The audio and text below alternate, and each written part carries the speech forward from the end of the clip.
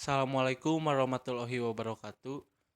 Saya dari kelompok 7 akan menjelaskan tentang bab 2, pendidikan yang tersesat, analisis fenomena pendidikan Indonesia. Yang beranggotakan saya sendiri, Alfat Rizky Denadi, lalu ada Fauzia Fatah, dan yang terakhir ada Diva Aulia Amanda. Langsung ke pemateri yang pertama.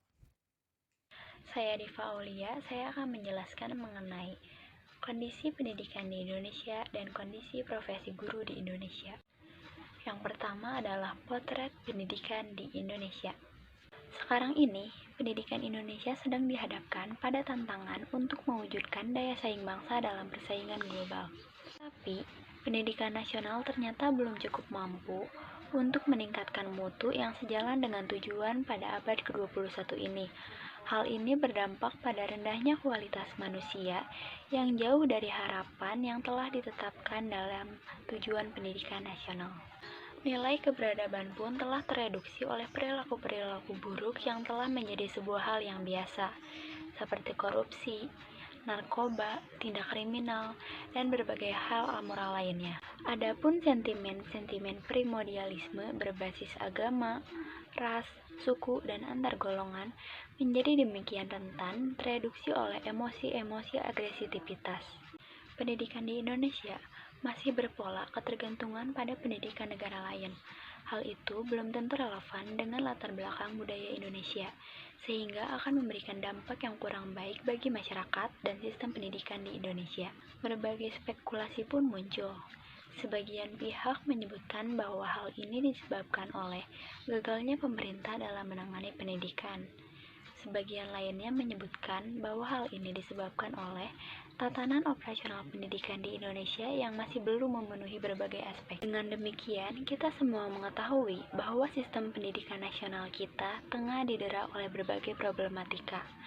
Bahkan, penyelenggaraan pendidikan pun tidak cukup untuk mengatasi permasalahan yang ada. Selanjutnya adalah mengenai kondisi profesi guru di Indonesia.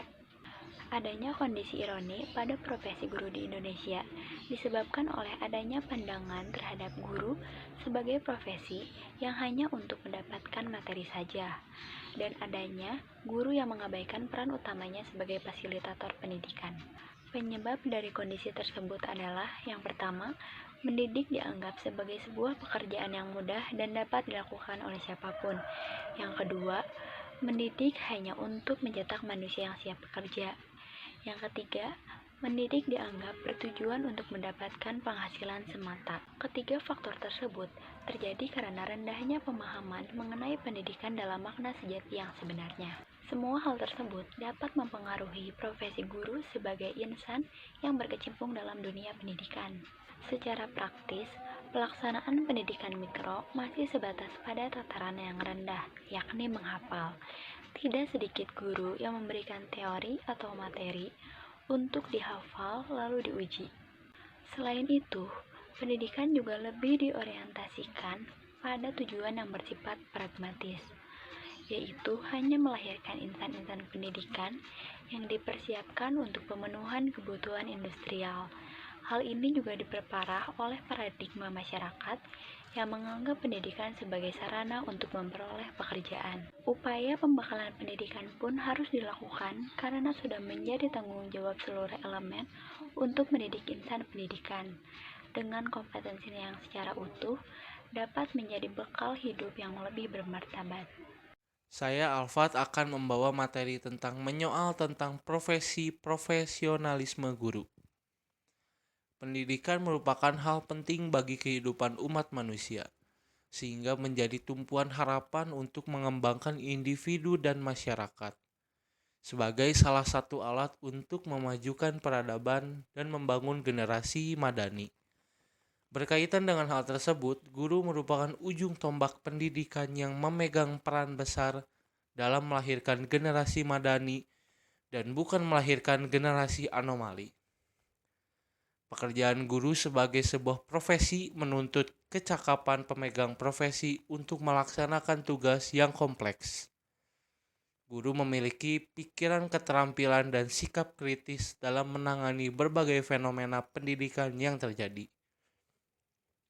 Seorang guru tidak hanya berkewajiban untuk mentransfer ilmu, melainkan berperan dalam membangun karakter peserta didik.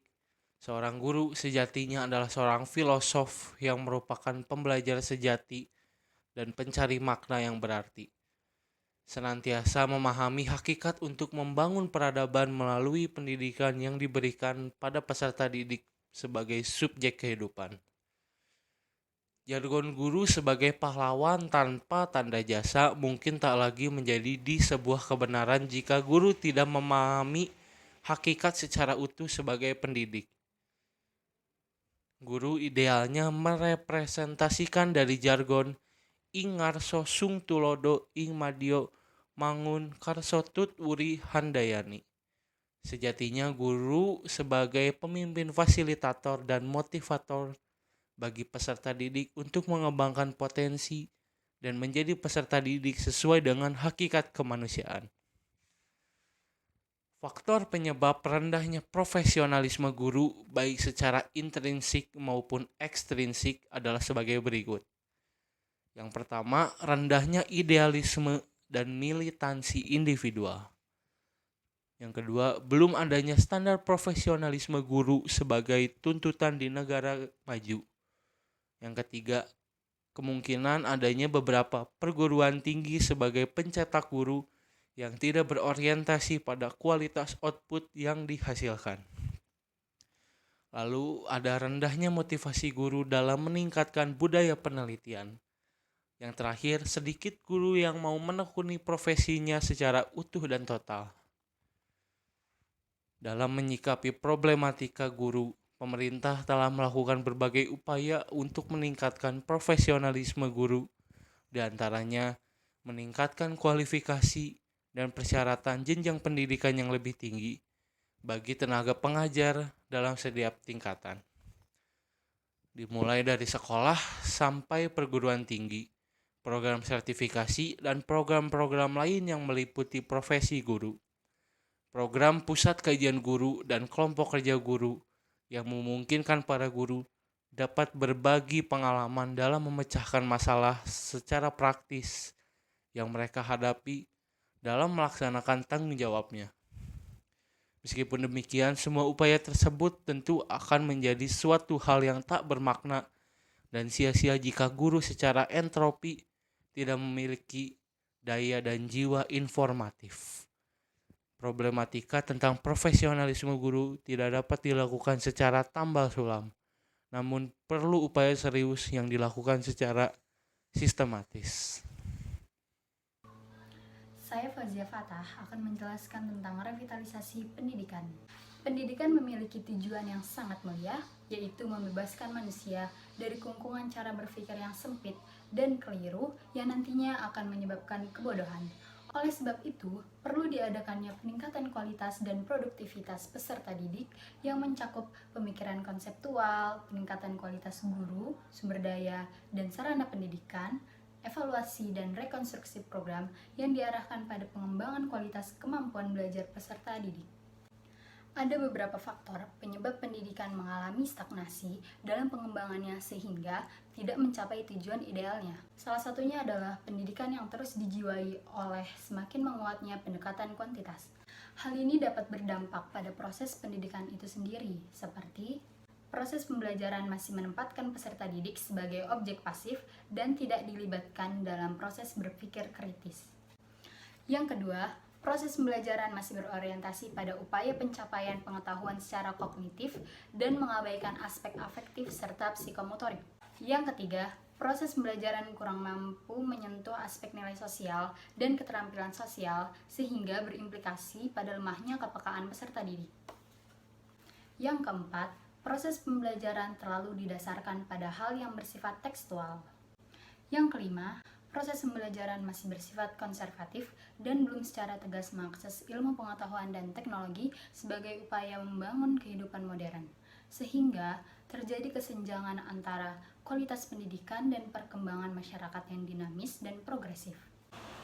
Berdasarkan analisis kelemahan pembelajaran yang telah disebutkan tadi, hal itu disebabkan oleh beberapa faktor.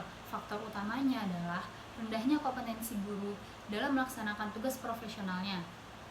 Namun, ada beberapa faktor-faktor lain nih, seperti guru tidak memahami esensi filsafat pendidikan sebagai dasar upaya pengembangan kualitas pembelajaran. Yang kedua, rendahnya penguasaan teori-teori pendidikan yang meliputi kemampuan dan keterampilan.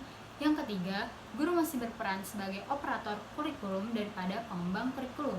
Yang keempat, rendahnya motivasi dalam meningkatkan dan mengembangkan kualitas diri melalui kegiatan penelitian dan pengabdian pada masyarakat. Yang kelima, dangkalnya pemahaman guru yang masih menjadikan nilai atau indeks prestasi sebagai parameter keberhasilan peserta didik. Selain hal-hal yang telah disebutkan di atas, hal-hal ini juga diperparah oleh kondisi pendidikan Indonesia yang masih mengembangkan pola dogmatis dan pola feodalistis. Pendidikan dogmatis ialah pendidikan yang menjadikan peserta didik sebagai pengikut buta atas apa yang telah dikatakan oleh guru. Dialog dan kritik bahkan dianggap menjadi hal tabu yang seakan-akan haram untuk dilakukan. Pendidikan feodalistis adalah pendidikan yang berdasarkan kepentingan-kepentingan perorangan atau sekelompok tertentu yang dipertahankan melalui pola pendidikan yang akan memenjara dan menghukum peserta didik, sehingga peserta didik ini hanya akan menjadi budak dan pengikut dari sistem tersebut. Kedua karakter pendidikan tersebut hanya akan melahirkan manusia-manusia kerdil yang pikirannya terlumpuhkan. Dari itu, upaya peningkatan profesionalisme guru dari waktu ke waktu selalu mendapat perhatian oleh pemangku kebijakan. Hal ini disebabkan karena guru sebagai kunci utama keberhasilan dan kegagalan dalam pendidikan. Sekian pemaparan materi dari kami, kelompok 7, mengenai bab 2, pendidikan yang tersesat, analisis fenomena pendidikan Indonesia.